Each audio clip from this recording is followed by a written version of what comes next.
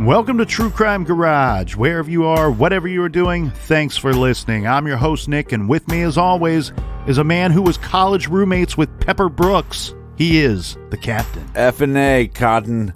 F&A. It's good to be seen. Good to see you. Thanks for listening, and thanks for telling a friend.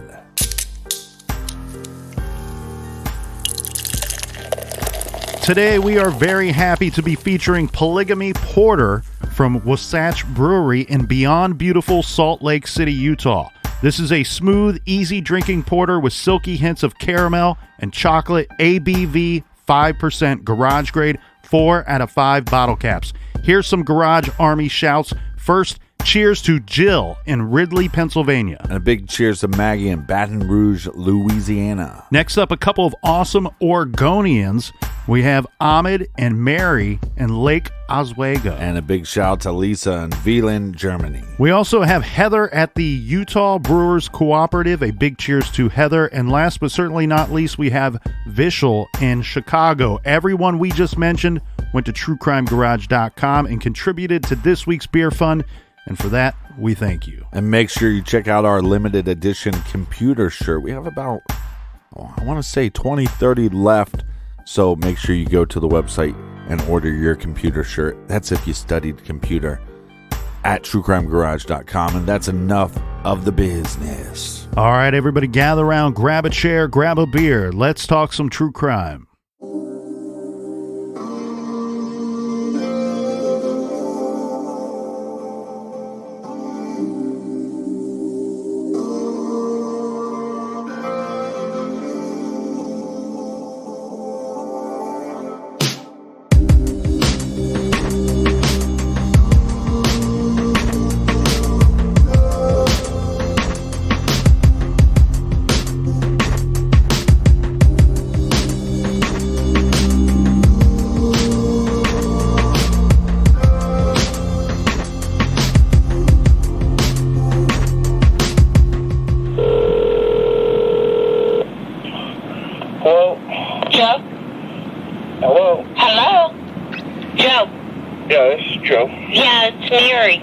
Hey, Mary, what's up?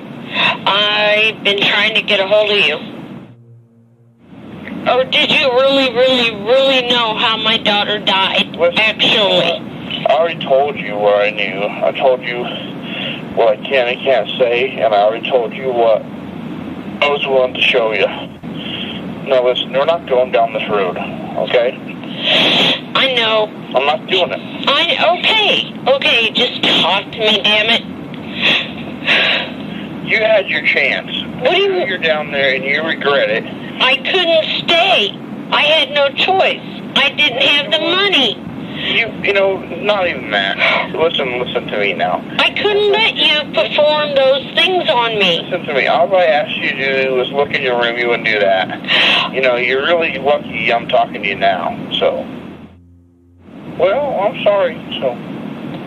So then, you know what? Then hire an escort, and you can watch an escort, and I'll show you what happens to an escort. There you go. Don't have to worry about it. Joe, do you hear yourself? Yeah, why? Do you mean that all escorts get murdered? Or something bad happens to them? No, that's not what I said. What I'm saying to you was, listen, you didn't want to go through with the act, okay? But you wanted to see what happened. I wanted you to, like, improvise. Guess what? All you have to do is you come back to Colorado, you hire an escort, and I'll show you exactly what happened, and you can just be a bystander, okay? So you can look in the paper, you can, talk to someone and say, this is what I want.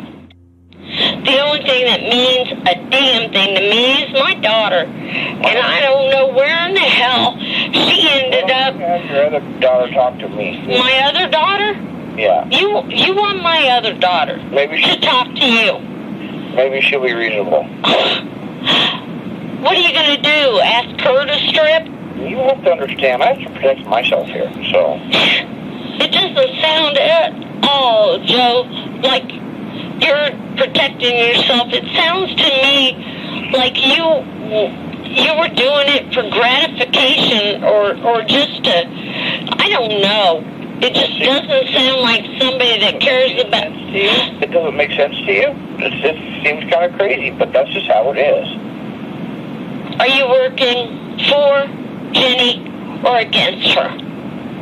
I'm working for her, but you have to realize some things that I think are important that you know are classified, and I will be in huge trouble if I tell you. So I have to show you. Well, I don't get it. What can you show me, Joe? Listen, I gotta let you go. I don't get it. What can you show me, Joe?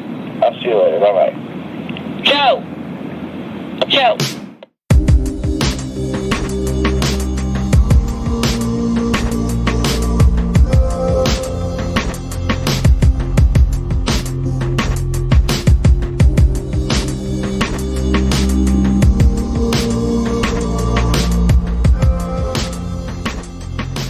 Scott Lee Kimball was born on September 21st, 1966 in Boulder, Colorado. His parents were Virgil and Barb Kimball. From what we could find, it looks like Scott was not one of the popular kids at school. He attended Lafayette Elementary and middle schools. He was described by a classmate as quiet. Now, Barb and Virgil divorced when Scott was 10 years old. Barb fell in love with another woman. Virgil and Scott's brother Brett moved to Montana, and Scott stayed behind in Colorado. But Scott left high school after only 1 month. Eventually, after a few years, he relocated to join his father and Brett. But listen to this, Captain, because we often see this in these types, a bad omen, a sign that something is just not right. Police were called to Scott's home during a strange episode in Scott's teenage years when he was shooting his father's gun out of one of the windows. He was shooting at neighbors' homes. Now, it's not clear exactly what was going on here. Was he actually trying to shoot someone, or was this just some kind of weird thing, or maybe a revenge type thing? I don't know. But regardless, this is a significant event, and at the very least, could be categorized as extremely reckless behavior. Scott attended high school in Hamilton, Montana, a town of 4,000 people, but he dropped out just shy of graduating. He worked as a guide. He guided clients on big game hunting expeditions. He also made some really bad choices, not just the shooting at houses incident. Scott was arrested for stupid things like knocking over mailboxes. In June of 1988, at the age of 21, he was arrested and convicted of felonious passing of bad checks. His 3-year sentence was deferred, however, on the condition that he stay above the law. Scott, like many others, he liked spending money that he did not have. He was arrested again in October of 88 for passing more bad checks. But because this felony conviction occurred in a different county, his sentence was once again deferred, and it didn't activate his previous conviction. So Scott, to say it simply, got off very easy in both of these situations. He continued to rack up arrests, although not all of them resulted in convictions. He was arrested in October of 88 again, this time for stealing a fishing pole, 2 rifles, and a shotgun, and a set of golf clubs. This was from a residence or multiple residences in Broomfield, Colorado. He was turned loose, which is surprising to me, and I'm sure everybody else out there, considering that the part of this theft involved a gun. Right. He was arrested again in March, this time for attempted theft, and receives a 1-year unsupervised probation and a $232 fine. So, again, this is just really no real punishment at all for what we're seeing is continued bad behavior. Right. And if you steal a gun or you steal some checks and they just slap you on the wrist, well, why not do it again? Because you probably got away with it a couple times before you actually got caught. Yeah. If consequences dictate my course of action, it's only wrong if I get caught or if I don't like the consequences. Right. He's not really being punished. So Scott continued to self-destruct, and actually he even attempted to end his life at one point. This was while on a hunting trip with his brother. Remember his brother Brett. Scott was 23 at this time. He went to his motel room and he put a rifle to his head and he actually pulled the trigger. And the gun was loaded. The bullet ripped a hole in his forehead as it bounced off of his skull. Scott was in critical condition for many days. Of course, he was not in a good place psychologically, as we can all see. This led to the discovery of years of abuse that took place during his teen years. So what we would find out here, Captain, is that Scott was the victim of a sexual predator. This started when he was just about 10 years old. When he and his 7-year-old cousin were tricked or befriended or whatever you want to call it by a 41-year-old computer programmer, his name Theodore Payton. Now, Payton was a neighbor of Scott's grandmother's in a trailer park in Nederland, Colorado. And we know how this goes. We know how this typically starts off, right? Payton he befriends these children. And he is taking them places, giving them money, takes them bowling, hanging out, playing video games. Right. But pretty soon he started inviting them to his cabin, this one at a time. You don't want both of them there. And now he's doing things that are just downright wrong. He's giving them alcohol. This leads to, getting out the camera. Let's take some photographs. And, of course, eventually this all leads to rape and outright molestation. Right. According to the two boys, this continued for years, with the boys and their families being threatened by Payton, right? So he's kind of controlling them by not only molesting and raping these boys, but on top of that, he's telling them, if you say anything, I'm going to hurt you and I'm going to hurt your family. Well, initially, it looks like these crimes of check fraud and stuff are just a crime of greed and maybe not a call for help. But now when you dive into this section, you go, well, maybe these were cries for help, but there was no punishment, so nobody was coming to his help. Cry for help, or sometimes, unfortunately, when somebody's abused in this manner, or really many other manners, to put it frankly, in their formidable years of coming up as a teenager, especially with this stuff starting when he's 10 or 11 years old, they could have mind-altering effects that last a lifetime for somebody. We mentioned that he was threatening the boys and threatening their families.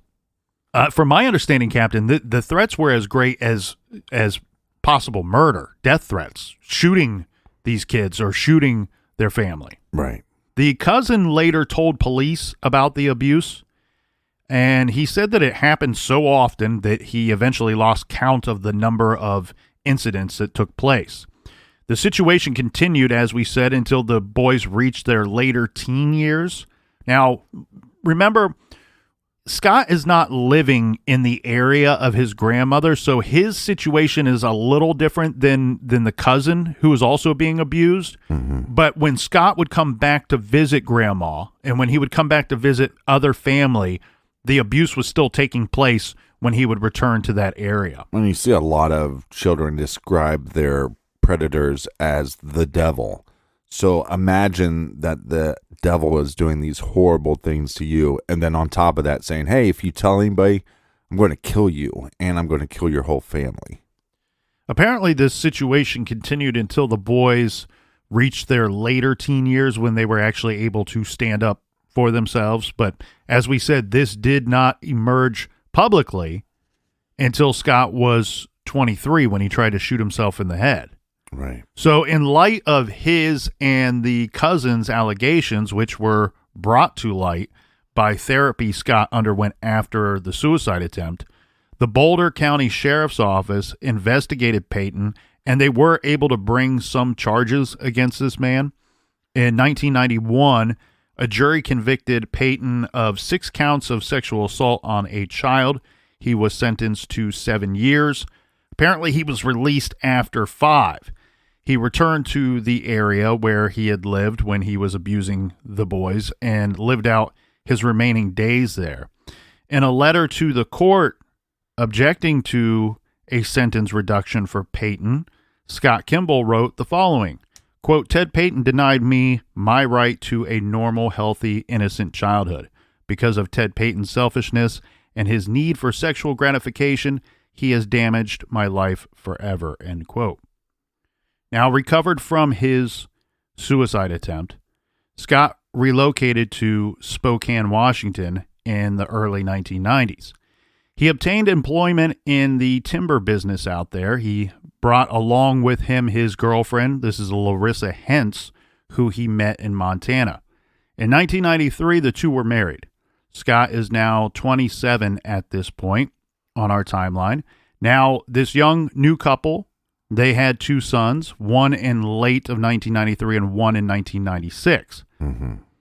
It doesn't sound like things panned out in the timber trade there because Scott and Larissa filed for bankruptcy in June of 1996, and the couple divorced in 1997. Later, Larissa would reveal some details of her married life to Scott Kimball, and says that Scott was not operating within the law. Scott's past of his, modus operandi of defrauding people and stealing funds continued during the course of their marriage. According to Larissa, he engineered scam after scam and had people constantly chasing after him, trying to collect money that he frauded them out of or stole from them. And possibly a reason why he moved to Washington in the first place. Yeah. The other thing, though, too, as we said, he always managed to avoid actual jail or prison time. But this would end in September of 1997 when he did serve 27 days in jail for unknown offenses. I do not know what the charges were. Now, we're making it out. 27 days isn't that long. Well, exactly. I don't know what the charge would have been. It could have been something pretty... That's a hiccup. That's a vacation. Pretty minor. Well, yeah, not one that I want to take, though. We're making it out as though Scott is some kind of low-level con artist who, just happened to get away with check cashing scams and fraudulent money-making schemes. But what I believe that we will see here, Captain, that the truth of the matter is that he's pretty talented as a con artist. And I think what we're going to see is that his con artist skills might be off the charts. And, everyone who met him, even those I'll judge that, determined to see him in prison for the remainder of his days, begrudgingly admits that Scott was the best at this. Universally, they say he was liked, he was jovial, friendly, and seemingly trustworthy.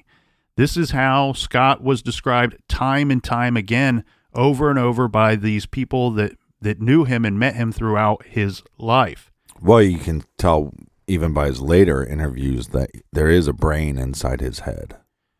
Yeah, and what we will see as we go through this is he truly he snowed people.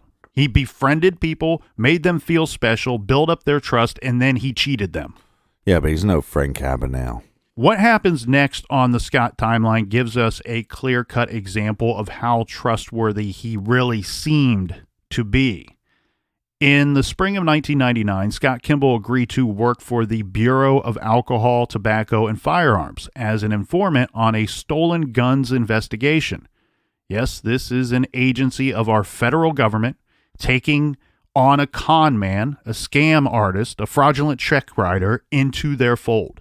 Now, it's not really clear how this arrangement came about, and it did not result in any arrest, although Scott reportedly gave the ATF some names.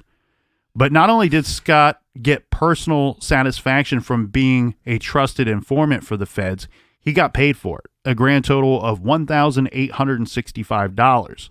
The relationship was over by November of 1999, But Scott Kimball benefited both, as we said, financially, but also in the terms of establishing goodwill with the feds. By December of 1999, it was apparent that Scott was not only a scam artist, but he was also violent. On December 8th, his ex-wife Larissa reported to Spokane police that Scott kidnapped her at gunpoint, raped her, and forced her and the couple's 2 sons to accompany him back to Montana. No charges were filed for this incident, and there's a lot of speculation here as to why there were no charges filed.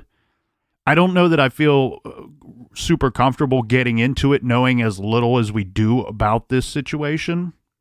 But we would see this one more time, this when Larissa again called police, this time on December 18th, saying that Scott had broke into her house that night and held her at gunpoint. Then he made her take a bath and stole money from her purse. Again, no case, no charges were brought forward in this incident as well. Now, remember the 2 suspended sentences for convictions for passing bad checks that... Wait, hold on. He go over that again. He broke in, made her take a bath. After another sexual assault. And there's no charges whatsoever. That's correct. That's ridiculous. Again, I don't want to speculate as to why there were no charges. Both of these situations we know very little about. Yeah. So, I mean, it could be as simple as something as she calls the police and then later says, I don't want to press any charges. That's why I don't want to get into the speculation of it. No. We can't fault the police department if the person that notifies them later then says, no, I don't want to bring any charges. Well, no, you can fault them on some level because there's a possibility that she just doesn't feel safe enough that she can press the charges. If she presses the charges, this guy's an animal and look what he already did to me. He might come back and kill me. I agree, but I think that it's irresponsible of myself to lay blame to someone or an organization with knowing nothing really about the situation. Yeah, well, let's not lay blame to the organization, but let's lay blame on the idea that we know this situation happened and we don't know why it went down this way. Well, that's why I don't want to lay blame. It's shitty. Because I don't know that it happened. Right. I don't know that it happened. So I want to go back to the 2 suspended sentences for the bad checks that took place in 1988 when Scott was just 21. So he finds himself in jail once again, this time in January of 2000, this time for violating his probation. Remember, he got probation for those charges. Mm-hmm. He violated his probation. This is for traveling and also for failing to report. Now, finally, a little justice here. This takes place in April of 2000. A judge threw the book at him. Scott was sentenced to 10 years in Montana State Prison, this for violating those probations.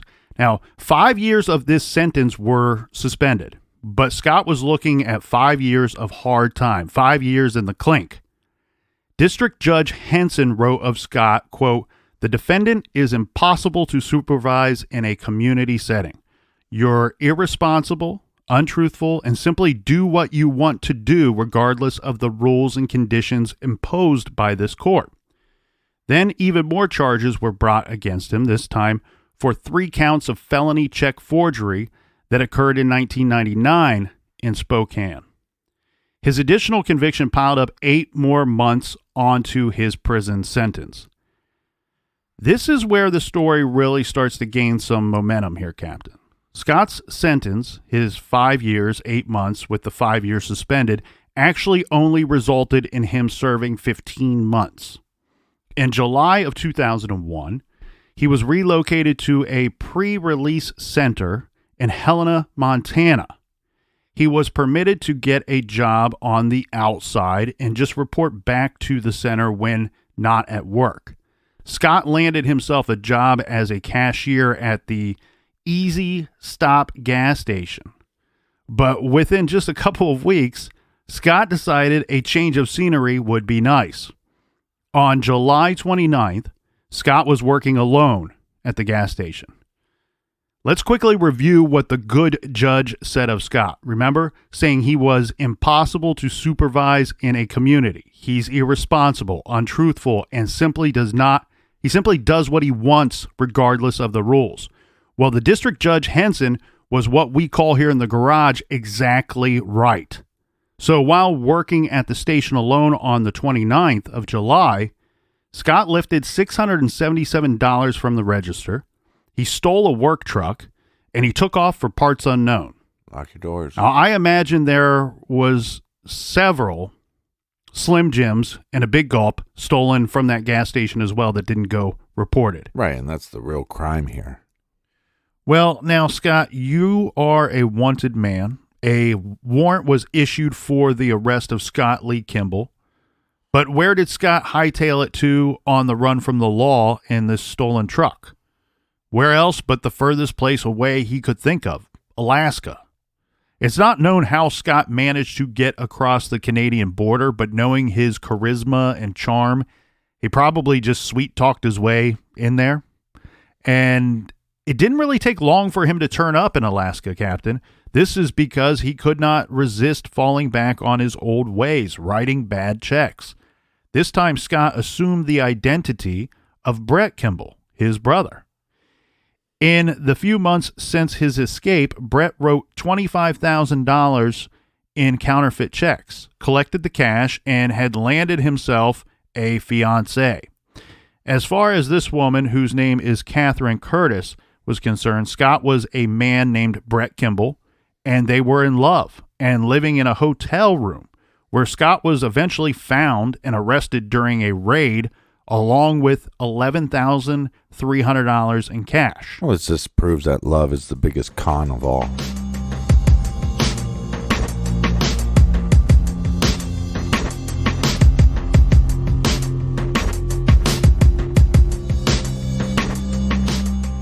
This episode is brought to you by Hallmark Cards. You know, we always feel like we need a special reason to give someone a card, and you don't. I recently gave my mother a card just to let her know how much I appreciate her, and I got a couple more for her for Mother's Day. But giving her a card for no reason other than to let her know that she's special to me really made her day, and it made me wonder, who else could I send a Hallmark card to? Who else could I give a little love to with Hallmark cards? Who else could use some words of support or appreciation? You can mail a Hallmark card to let someone know you miss them, that you're thinking of them. It helps them feel like you're there, even if you're miles away. It's a really simple but powerful gesture that makes such a difference. See what a card can do to show someone how much you care. Give a little love with Hallmark cards. Visit hallmark.com/garage to shop cards for any occasion and use our promo code GARAGE to get 20% off your card purchase. Mother's Day is coming up. Do not forget your amazing mother. Check out hallmark.com/garage today. Shopping for insurance is a mind-numbing process that can take forever, but you can get a lower rate for the exact same coverage you already have with Gabi. Gabi gives you an apples-to-apples comparison of your current coverage with 40 of the top insurance providers like Progressive, Nationwide, and Travelers. Just link your current insurance account, and you'll be able to see quotes for the exact same coverage. Gabi customers save $825 per year on average. If they can't find you savings, they'll let you know so you can relax knowing that you already have the best rate out there. Gabi is free to use, and they'll never sell your info, so no annoying spam or robocalls. I took 2 minutes. I went to Gabi.com/garage and I typed in my information. I received 9 different quotes. And guess what? Some of them were going to cost me a little more, but most of them were saving me hundreds of dollars. Take 2 minutes right now to see how much you can save on your car and homeowner's insurance.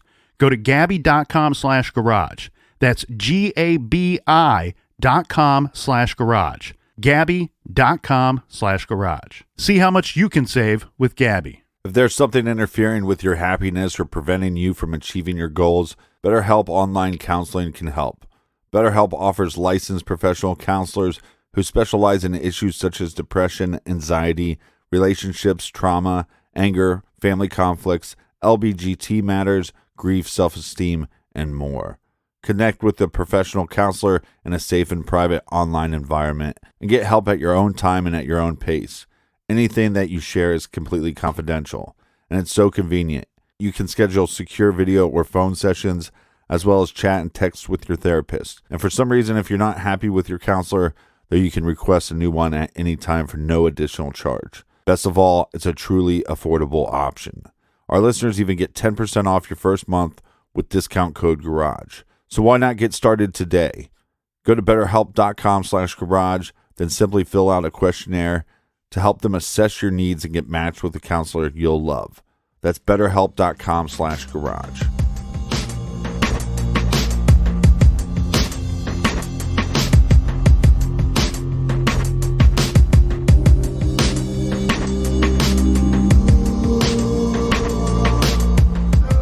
All right, cheers, mates. Happy St. Patrick's Day to everybody. Yeah, cheers. And if you're looking for a computer shirt, check out the store page. Also, wash your hands and be nice to each other. Yeah, wash your hands. Don't touch your face. All right, we are going to do a little bouncing around here through a few years on our timeline, but while this is not going to be in chronological order, this order makes sense to me. So we're going to roll with it because of the activities and Scott's actions. I guess what I'm trying to say here, Captain, is pay much less attention to the actual dates that we say, but pay more attention to Scott's actions as we go through this piece of the story. Scott, of course, was not happy sitting in jail, and he managed to come up with some excitement for himself. You know, always seeking the limelight and backslapping from authorities. Scott snitched that his cellmate, one Arnold Flowers, who was in for fraud, had asked him to hire a hitman to murder a federal judge, a prosecutor, and 2 witnesses. So Scott also named Arnold's girlfriend as a co-conspirator in this whole thing. And sure enough, a press release by the U.S. Department of Justice dated March 22nd, 2002 states that Flowers and his girlfriend were indicted for plotting to kill a judge, a prosecutor, and a witness in the fraud case. So according to the Department of Justice release, Flowers had provided a handwritten note of 4 intended victims to an intermediary who was to make contact with a hitman. Of course, this intermediary was Scott. The plot went so far as to see the girlfriend go to a hotel room to meet the person she believed to be a hitman and pay him a down payment for the murders. The Department of Justice release concludes, quote, "The investigation leading to the arrest was the result of a cooperative effort of the United States Secret Service, Federal Bureau of Investigation, Bureau of Alcohol, Tobacco, and Firearms, and the United States Marshals Service," end quote. What's really going on here exactly is what we have to kind of look at this situation and kind of examine it, right? Yeah.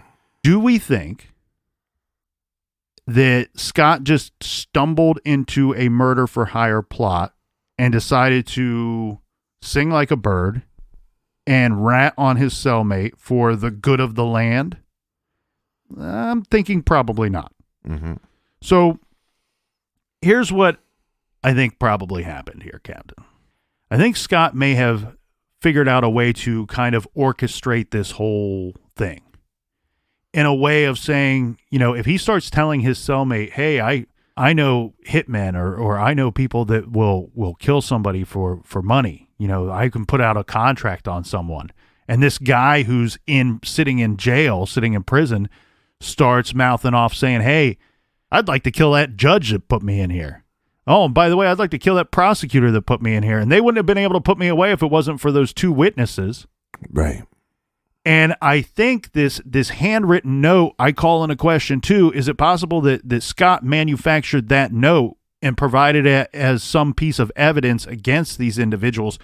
What I'm getting at here is, look, there's a good chance that his cellmate probably did want to kill these people and had intentions to, especially after Scott tells them, hey, I know how to set something like this up.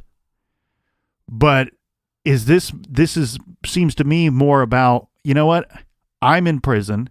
How can I weasel my way out of here as fast as possible? I'm going to turn on this dude and get in good with the authorities. Right. Scott went on to testify at the trial, which took place in 2003, and the pair was convicted of witness tampering, but they were acquitted of the murder for hire charges. Now, Scott was paid, this really sucks.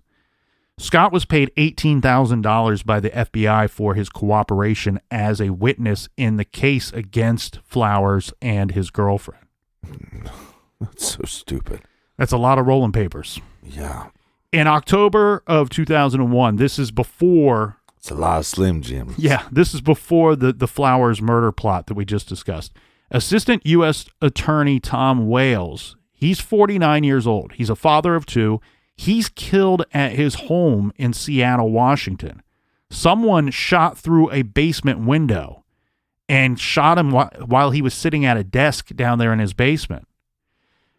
We know from what we could find that Scott was in the Seattle area in the fall of 2001. This was just for a short time. This is when he opened up a bogus Wells Fargo account under the name Brett Kimball, his brother's name. He would later tell federal authorities that he had information about the Wells murder. Now, I should point out that this case technically is unsolved to this day. The Wells murder case is still unsolved. Investigators eventually began to suspect that Scott actually may have had something to do with the murder, either himself or through somebody else.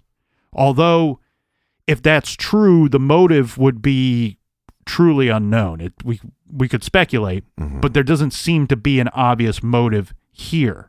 Now, according to a book written by Scott's cousin, the book is titled SLK Serial Killer, Scott was working on a fishing boat in Seattle in the fall of 2001, and Scott was arrested in Alaska, this in November of 2001. He used information about the Wales murder case to play the FBI. Gleaning whatever information he could about the case off of the internet, he convinced authorities that he had overheard a couple of inmates talking about the Wells case and that he might be able to offer them information about this Wells case. So Scott starts feeding the FBI bogus information. He strung them along pretty good, meeting with agents a number of times, including one 3-day meeting in Seattle that took place from February 24th to the 27th of 2003. Well, let's think about this for a second. I need an informant. I know that this guy is a criminal or a career-long con man. Do you really mess with a con man? I wonder how that meeting went down. I wonder if there's two FBI agents, one sitting looking at the other one going, hey, this guy is not to be trusted. He is a con man. And the other guy going, well, I don't know. I kind of believe him. Seems like a good guy. So what's interesting here, I think, is the continued MO of Scott Kimball. Okay, twice he finds himself behind bars. And when he does, it seems like he's coming up with these plans of, I'm going to turn on this guy or these guys. And what carrot do I have to dangle in front of the authorities? Because if you go to them, likely, look, this is all speculation here, but if I'm Scott Kimball and I go to him and I say, hey, this guy that I'm in a cell with, or these guys that I overheard talking in the yard, they're going to kill some dude that you never heard of. Maybe he's a drug pusher or a check counterfeiter or somebody else, some dude you never heard of. I have information on that.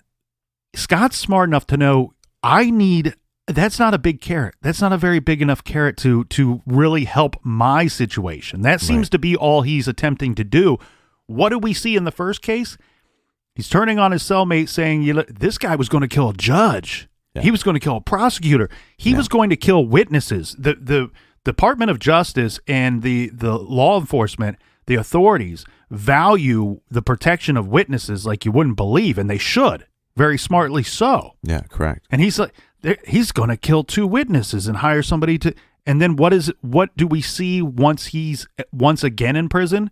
It's, I heard I might have some information regarding the murder of the assistant U.S. attorney, Tom Wales.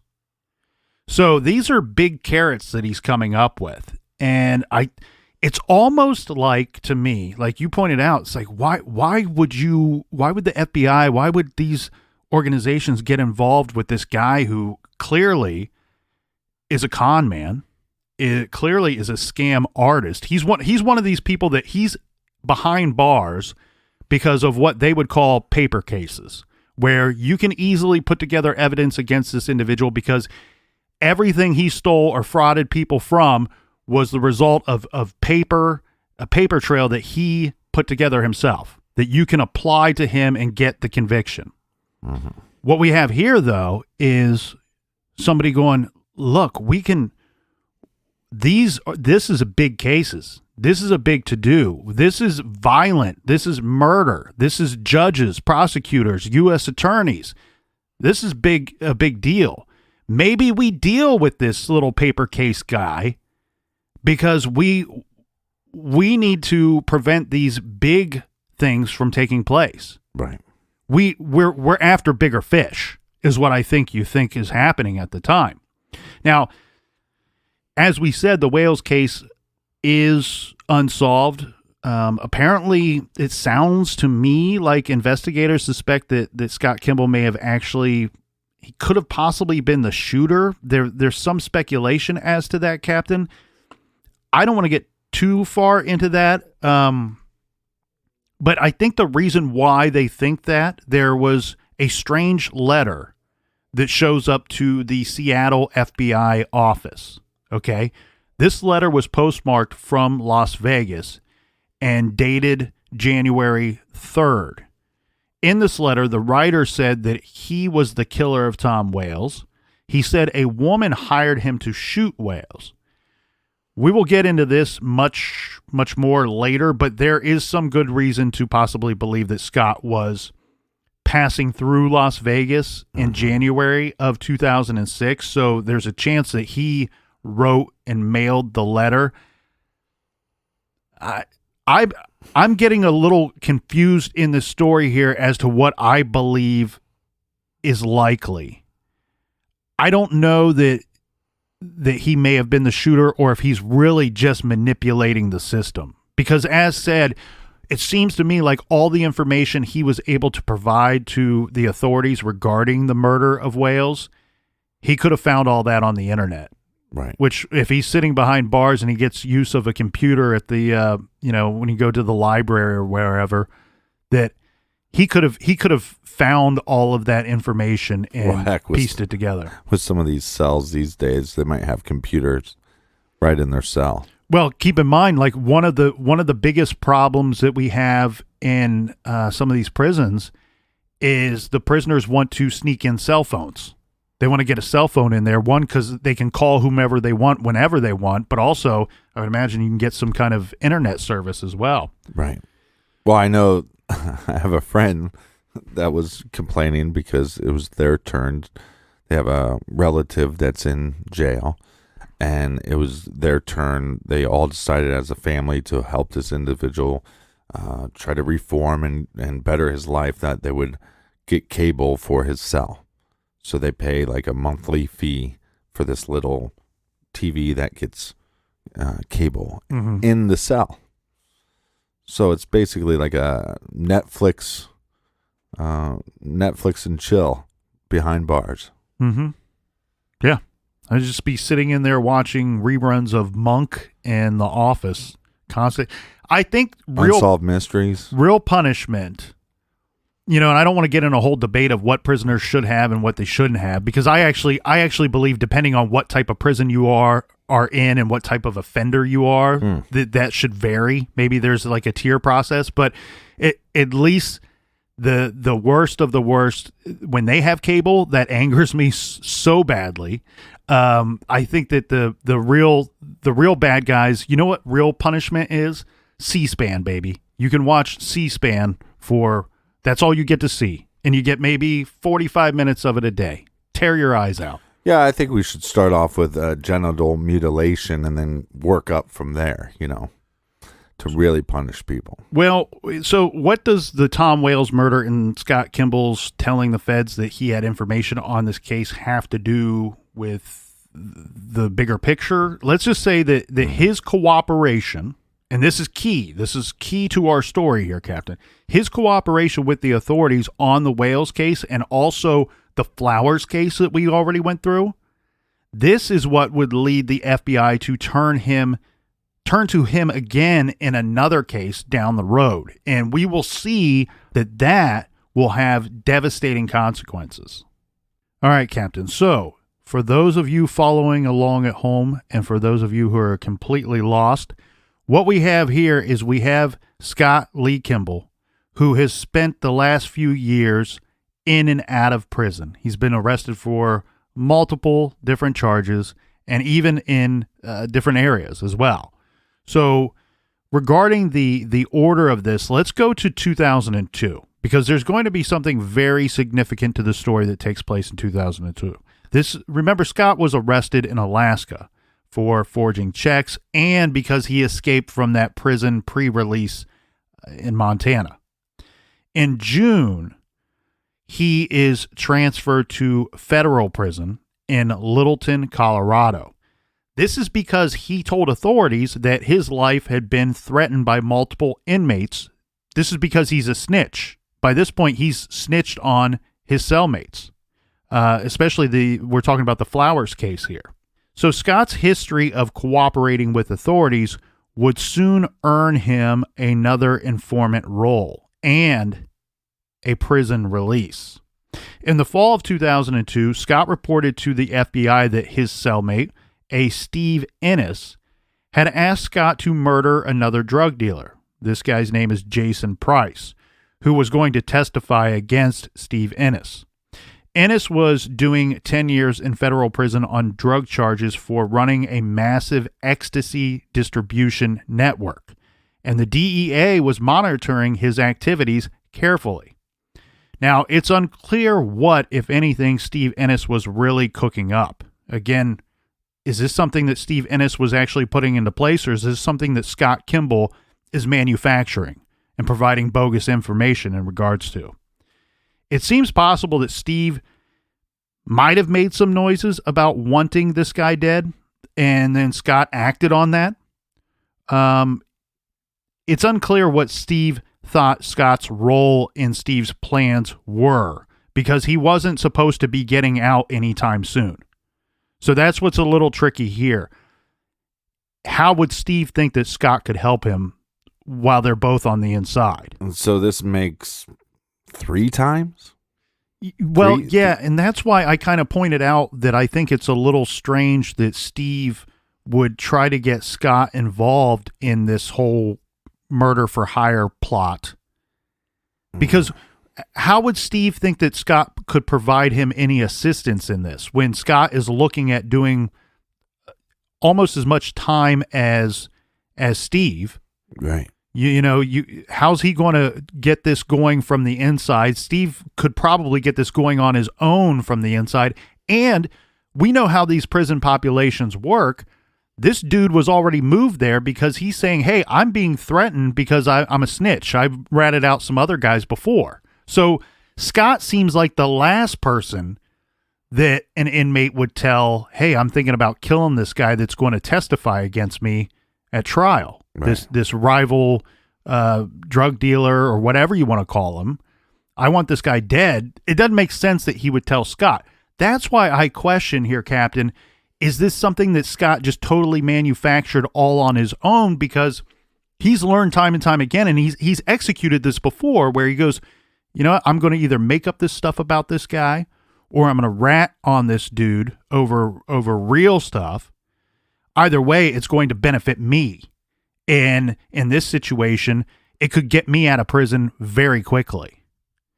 So that's why I wanted to bring that up, because we got to keep in mind, even though he's becoming an informant and he's ratting on these dudes, is there a chance that he's just manufacturing all this stuff himself and putting the pieces together and then feeding it to the authorities?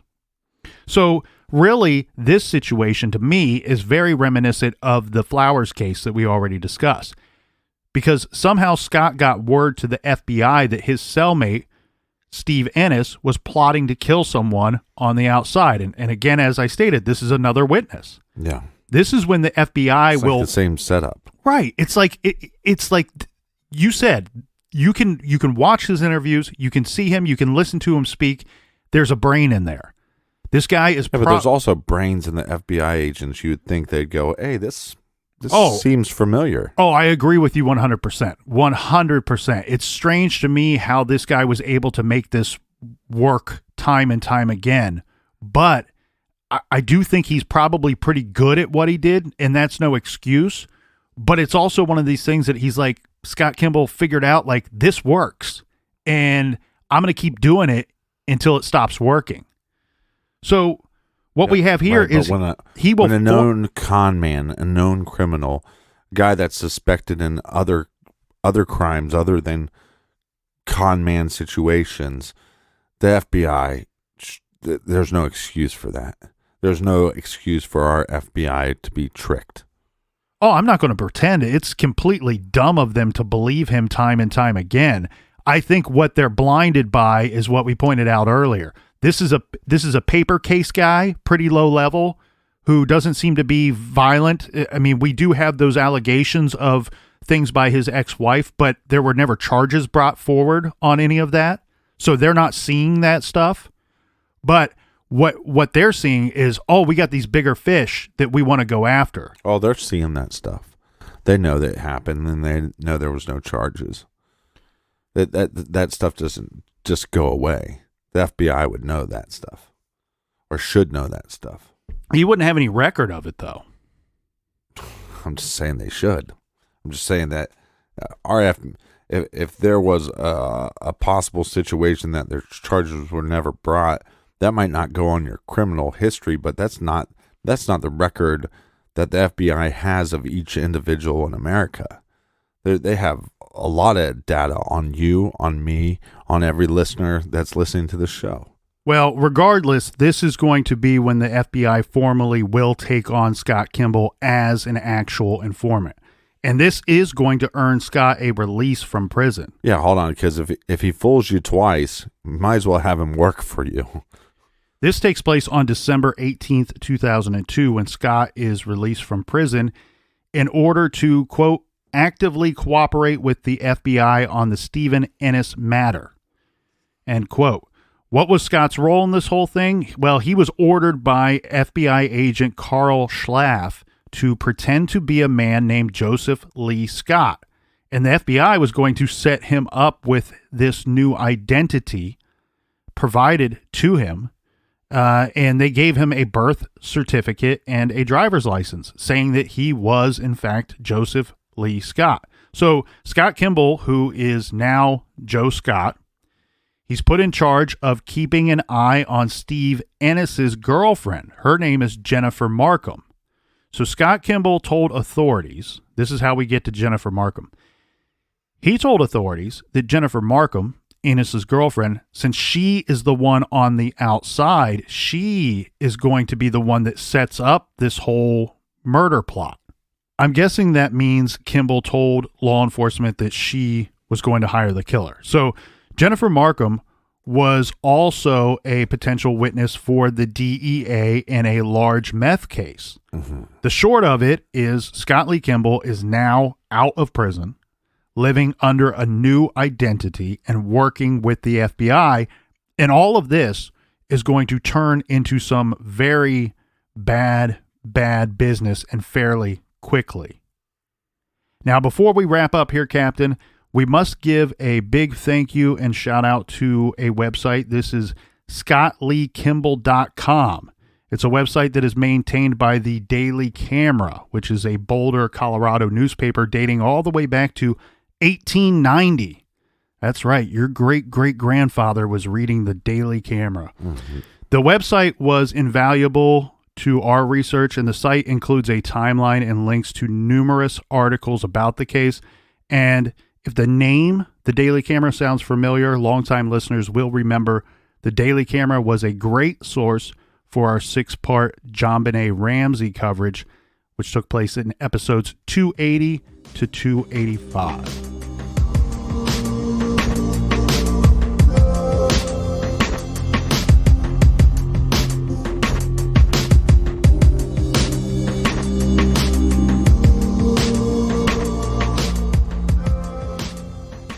This episode is brought to you by Hallmark Cards. I recently gave my mother a card just to let her know how much I appreciate her, and it meant so much.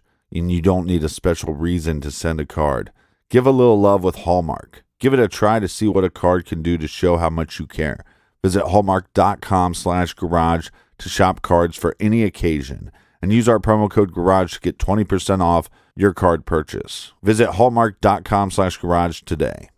Whatever struggles you are facing, from depression and anxiety to trauma and grief, BetterHelp can connect you with a professional counselor in a safe and private online environment. It's so convenient. You can schedule a secure video or phone session, as well as chat and text with your therapist. And anything that you share is completely confidential. Best of all, it's a truly affordable option. Our listeners even get 10% off your first month with discount code GARAGE. So why not get started? Simply go to betterhelp.com/garage and fill out a questionnaire to get matched with a counselor you'll love today. That's betterhelp.com/garage. For more True Crime Garage, check out the free Stitcher app. It has all of our old episodes, and make sure you check out our other show. It's called Off the Record, and it's available on Stitcher Premium. Join us back here in the garage tomorrow. Until then, be good, be kind, and don't listen.